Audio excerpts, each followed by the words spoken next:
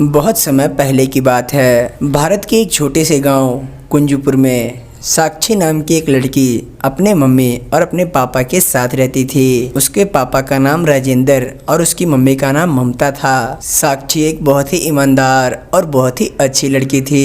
उसकी तारीफ पूरे गांव वाले करते थे। उस गांव में जब भी कोई अपनी बेटी को समझाता तो कहता, अरे नालायक, घर का काम वाम कर लिया कर, सारे दिन घूमती रहती है। ममता की बेटी को देखी है, सारे दिन अपना घर का काम करती है, पढ़ती है, कितनी अच्छी लड़की है वो। उसकी तरह बनने की कोशिश कर। और क्योंकि सब कोई साक्षी का नाम लेके अपनी अपनी बेटियों को डांटता रहता, इसीलिए उस गांव की सारी लड़कियां साक्षी से बहुत जलती थी और साक्षी पे बहुत गुस्सा होती थी। अगर कहीं भी गांव में किसी भी लड़की को साक्षी मिलती तो साक्षी से वो लड़कियां कहती, और साक्षी मैडम क्या हाल है? आपने तो हमारा जीना हराम कर रखा है। कुछ भी करो, कुछ भी हमसे गलत हो जाता है तो हमारे घर वाले कहने लगते हैं, साक्षी से ये सीखो, साक्षी से वो सीखो। जब देखो तब साक्षी साक्षी लगा के रखा है हमारे घर वालों ने। पता नहीं तूने हमारे घर वालों पे क्या जादू कर दिया है। जब देखो तब तेरा ही नाम लेके कहा जाता है कि साक्षी की तरह बनो, जैसा साक्षी करती है वैसा करो। तूने तो हमारा जीना हराम कर दिया है साक्षी। और साक्षी बहुत ही धीरा स्वभाव की थी। वो उससे कहती है, पर इसमें मेरी क्या गलती है? मैं तो एक अच्छी लड़की बनने की कोशिश करती हूँ। अगर तुम्हारे घर वाले मेरा नाम लेके तुम्हें डांटते हैं तो इसमें मैं क्या करूँ? मेरी तो कोई गलती भी नहीं है इसमें। हाँ, तेरी क्या गलती है? ठीक है, चल रास्ता दे, हम लोग घर जा रहे हैं। और इस तरह सारी गांव की लड़कियां साक्षी से जलती थी। और उसी गांव में एक रेनू नाम की लड़की रहती थी जो बहुत ही गुस्सैल थी। उसे छोटी छोटी बातों पे बहुत गुस्सा आ जाता था और वो बहुत घमंडी भी थी। एक दिन वो अपने घर में बहुत ही मजे में सो रही होती है कि तभी उसकी मम्मी आके उसे कहती है, हे भगवान, कितनी नालायक संतान दी है मुझे। इसको कितना भी कुछ कहो असर नहीं पड़ता है। इसको कितना भी काम करने को बोलो, एक कान से सुनती है, दूसरे कान से निकाल देती है। इसके जैसी संतान होने से बढ़िया है कि कोई संतान ही ना हो। और रेनू को अपनी मम्मी की बात सुन के बहुत तेज गुस्सा आ जाता है और रेनू अपनी मम्मी से कहती है, माँ देखो, आप मेरा दिमाग मत खराब किया करो। जब मैं सो रही होती हूँ तो मुझे चैन से सोने दिया करो। अरे दुष्ट लड़की, ऐसे बात करती है अपनी माँ से? सच में तेरे तो ना होने से ही अच्छा है। तेरे से तो कई गुना अच्छी साक्षी है। हे भगवान, काश आपने मुझे साक्षी जैसी औलाद दी होती तो आज मुझे ये सब सुनना नहीं पड़ता।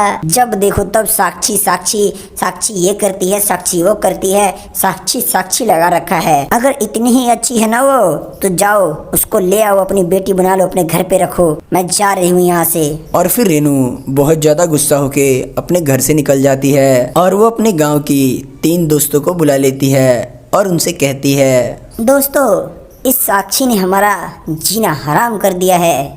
इसका तो हमें कुछ ना कुछ करना पड़ेगा। हाँ रेनू, तुम ठीक कह रही हो। जब भी कोई बात होती है तो सब कोई कहता है कि साक्षी अच्छी है, साक्षी की तरह बनो, साक्षी की तरह ये करो, साक्षी की तरह वो करो।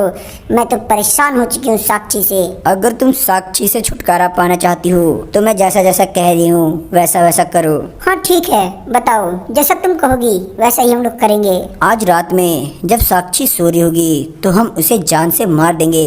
ना रहेगा बांस और ना बजेगी बांसुरी। हाँ रेनू, तुम ठीक कह रही हो। हमारे पास दूसरा रास्ता भी तो नहीं है उससे छुटकारा पाने का। आज उसका हम खेल खत्म ही कर देंगे। और फिर वो दोनों साक्षी के घर रात में चले जाते हैं और साक्षी सो रही होती है। रेनू एक चाकू निकालती है और साक्षी को मार देती है और साक्षी वहीं मर जाती है। और वहाँ से रेनू और गुड़िया जल्दी जल्दी भाग जाते हैं। और थोड़ी देर बाद साक्षी की आत्मा एक चुड़ैल बन जाती है और वो चारों तरफ घूमने लगती है और वो रेनू और गुड़िया को ढूंढने लगती है। पर रेनू और गुड़िया अपने घर में जाके छुप गए होते हैं और साक्षी के पूरी रात ढूंढने के बाद भी रेनू और गुड़िया उसे नहीं मिलते हैं। और सुबह हो जाती है और सुबह होते ही जब ममता साक्षी के कमरे में जाती है तो वे साक्षी को मरा हुआ पाती है और वो बहुत तेज तेज रोने लगती है। और तभी वहाँ राजेंद्र भी आ जाता है और वो भी अपनी बच्ची को मरा हुआ देख के बहुत जोर जोर से रोने लगता है। और साक्षी को अपनी मम्मी का और अपने पापा का रोना देख के बहुत तेज गुस्सा आता है और वो कसम खाती है, मैं कसम खाती हूँ कि जिसने जिसने मुझे मारा है मैं उसे जिंदा नहीं छोड़ूंगी। मेरी मम्मी और मेरे पापा के मैं एक एक आंसू का बदला लूंगी उससे। और फिर साक्षी फिर से गुड़िया और रेनू को ढूंढने लगती है और वो रेनू को ढूंढते ढूंढते उसके घर में पहुंच जाती है और देखती है कि रेनू घर के कोने में छुपी हुई है। साक्षी रेनू से कहती है, तू क्या सोच रही है रेनू, अगर तू छुप जाएगी तो मैं तेरी जान बख्श दूंगी।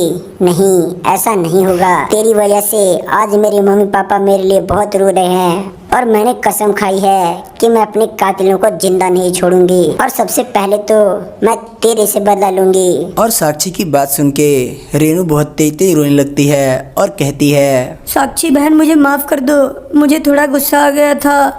मेरी मम्मी ने मुझे बहुत डांटा था और कहा था कि तुम्हारे जैसी बनो, तुम हर चीज़ में अच्छी हो, इसलिए तुम्हारी लोग तारीफ करते हैं और मेरी खूब बुराई करते हैं। तो मुझे देखा नहीं गया तो मुझे अपनी बुराई सहन नहीं हुई, इसलिए मैंने तुम्हें मार दिया। मुझे माफ़ कर दो साक्षी। तुझे मेरी अच्छाई अच्छी नहीं लगी इसलिए तूने मुझे मार दिया। मुझे भी तू अच्छी नहीं लग रही है इसलिए मैं भी तुझे मार दूंगी। और फिर साक्षी रेनू को जान से मार देती है और वहाँ से चली जाती है। और वहाँ से निकलने के बाद वो गुड़िया को ढूंढने लगती है और ढूंढते ढूंढते वो गुड़िया के घर पहुँच जाती है। गुड़िया भी अपने घर में छुपी हुई होती है। मुझसे छुप के रहने से कोई फायदा नहीं है। तो इस दुनिया के किसी कोने में रहेगी तो मैं तुझे ढूंढ लूंगी, पर मुझे एक सवाल का जवाब चाहिए। ये बता कि तूने मुझे मारा क्यों? साक्षी, मैंने तुझे नहीं मारा है, मुझे तो रेनू बढ़ा चढ़ा के ले गई थी। उसी को तुझसे बदला लेना था क्योंकि उसने अपने घर पे डांट सुनी थी। अच्छा, तो तू उसका साथ देने के लिए उसके पीछे पीछे गई थी, पर गई तो थी ना तू। तेरा भी पूरा पूरा हाथ है मुझे मारने में। साक्षी प्लीज मुझे माफ कर दो, मुझे छोड़ दो, मैं आगे से ऐसी गलती दोबारा नहीं करूँगी। चलो ठीक है, मैं तुझे माफ कर देती हूँ, पर क्या तू मुझे दोबारा जिंदगी दे सकती है? क्या तू मुझे दोबारा साक्षी बना सकती है? क्या तू मुझे फिर से इंसान बना सकती है? नहीं, मैं तुम्हें फिर से इंसान नहीं बना पाऊंगी। तो फिर अब तो तुझे मरना होगा। मेरे पास दूसरा कोई रास्ता नहीं है। तेरी वजह से मेरी मौत हुई और मेरी मम्मी पापा मेरे लिए आज फूट फूट के रो रहे हैं। मैं तुझे ऐसे नहीं छोड़ूंगी। और फिर साक्षी उसे जान से मार देती है। ऐसी ही नई नई कहानियों को रोज सुनने के लिए हमारे चैनल को सब्सक्राइब करें और हमारे वीडियोस को लाइक करना तो बिल्कुल ना भूलें। Thank you for watching.